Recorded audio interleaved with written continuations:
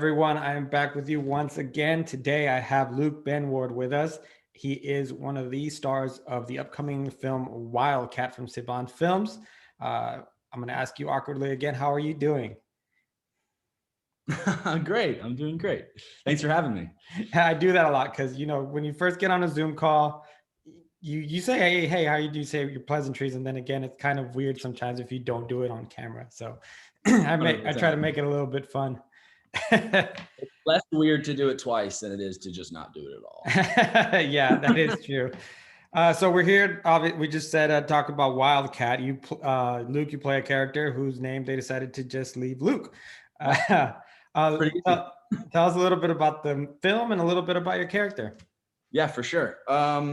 So the film is really intense. It's basically about two individuals, a soldier and a diplomat, who are captured. Basically, they're in a convoy and it's attacked, and they're captured by a group in the Middle East. It's never really specified of what kind. And basically, the film then starts after they've been captured, and the whole arc is basically them figuring out where they are, who's captured them, and how they're going to try and get out. And I play the soldier, and he is a little bit more of the,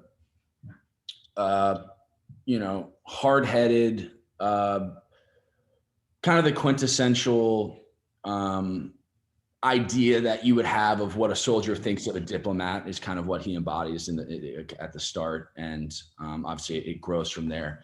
But this movie is equally as emotional and a ride of all these different kinds of feelings, from dread to hurt, honestly, in times where these characters bare their souls, to laughter when they do find the joy in some of these really dark moments. And so it's equally an emotional ride as it is a thriller of circumstances. So it's honestly a very well written film. The writer director Jonathan is extremely talented, and then even from the initial read on the script, I was like, wow, this is just such a wild array of so many different levels.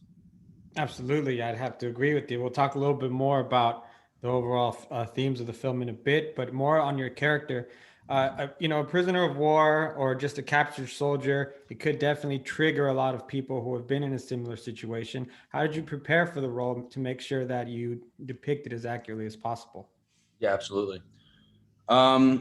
Minimal searches and stuff of what I can find online. I've done a couple war films where I've gone through the, boot camp training and that kind of stuff to get ready. And so I have, a very minimal grasp of that. And I think that, a lot of the cadets and stuff that I went through that enjoyed putting us through that.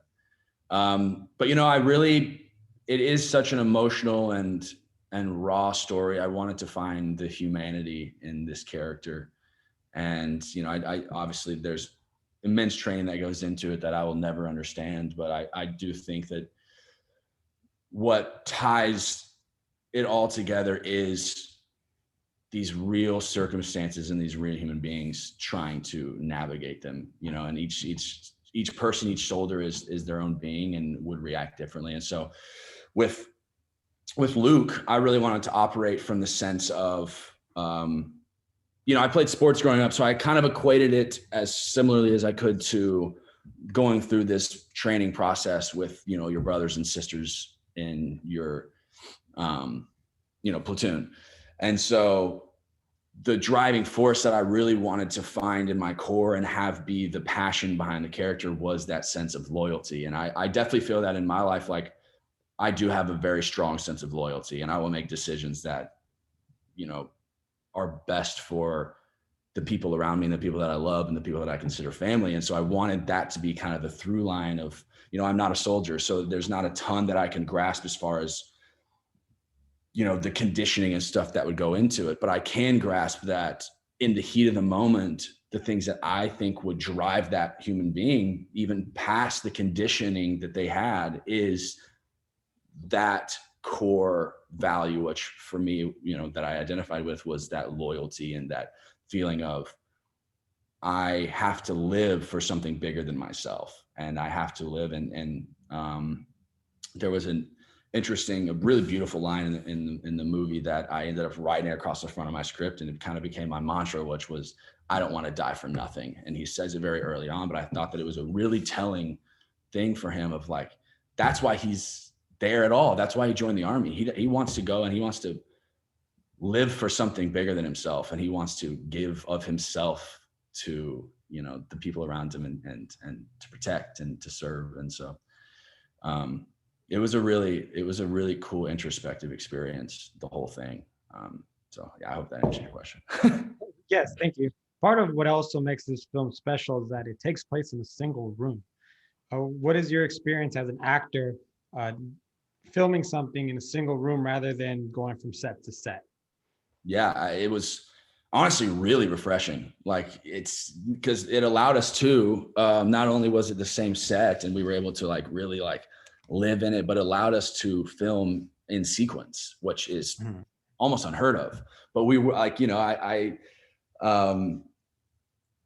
took it upon myself to like change my diet, so I wasn't eating a ton, and because we were able to shoot in sequence, like I was able to gradually kind of lose that weight and become a little bit more gaunt and a little bit more frail. And, you know, even on my inside of how I was feeling, like I was able to like grow with these emotions, and it was really, really, really cool. It almost felt like a long drawn out play, you know, like the script already as a whole kind of feels like a play because it is on like a set and it's a lot of dialogue, and that's where you get a lot of the circumstances from, is these intimate moments.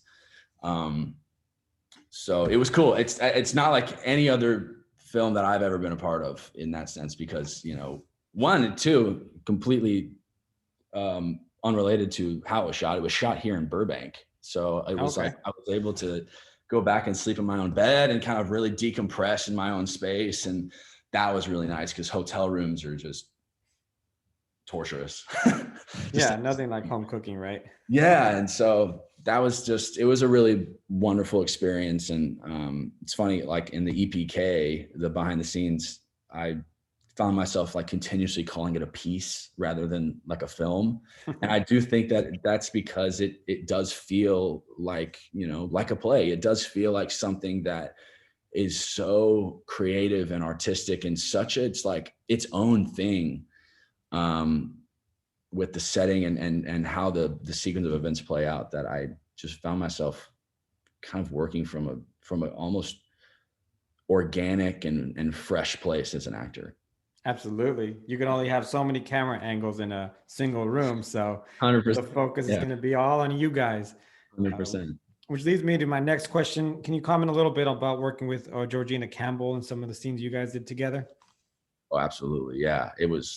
She's so talented and so sweet. She came in from the UK. And so, you know, we would take her out on the weekends and have fun and birthday parties and bowling alleys, you know, whenever she was good from recovering from all of her insanely intense scenes. But I got the good end of the stick because I would get drug out of the room to get tortured. She would get tortured on camera. So she had these really intense scenes and moments. And I have nothing but great things to say about Georgina. She's so incredibly talented and so giving as an actor. We were, you know, really there to help the other person. You know, so many times you have actors who hold back off camera, and I don't know if, I'm sure that's stuff people have heard before, but it was such a creative and giving environment. We were both there to, you know, go to bat for each other on coverage and all that kind of stuff. We were there to give 110%. And I think it really showed up on the screen because, you know, it just helped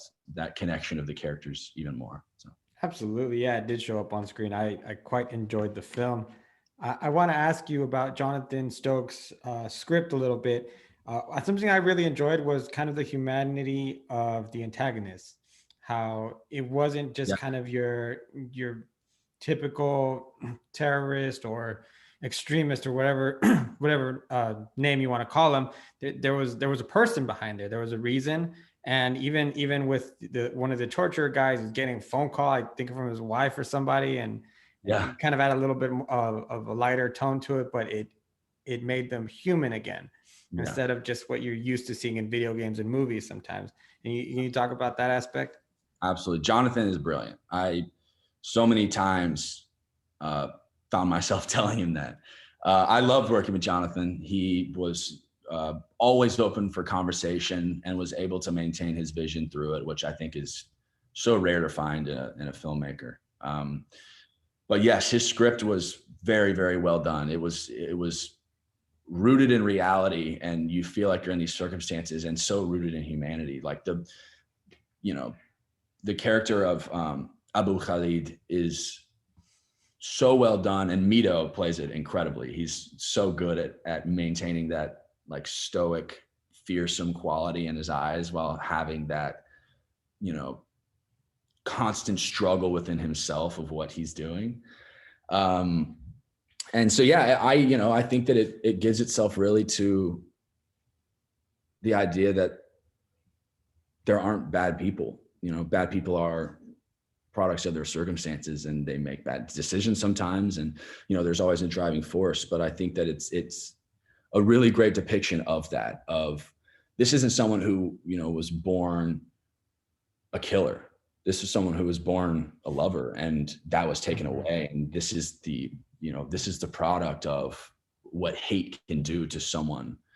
And it was really cool for me because it's, when I look at it in the very metaphorical way, like my character's not necessarily all great either. Like he's got some bad qualities, and like there's moments where it shines through and you're like, he's kind of like he's kind of a dick, And so like, it's like, she's kind of in the middle with these two opposing forces who are both living in the gray area. And so I do think that it allows her to like really kind of sway back and forth rather than it just be like, us against the world, us against the world. Like it is this cool, like, it just lives in the gray area, which I think is so, embodies what life is, Luke, thank you for your time. I appreciate talking with you. I think one of the fun aspects I learned was your diet, the way you're able to kind of keep it in line with the film. I found that really interesting. Fun.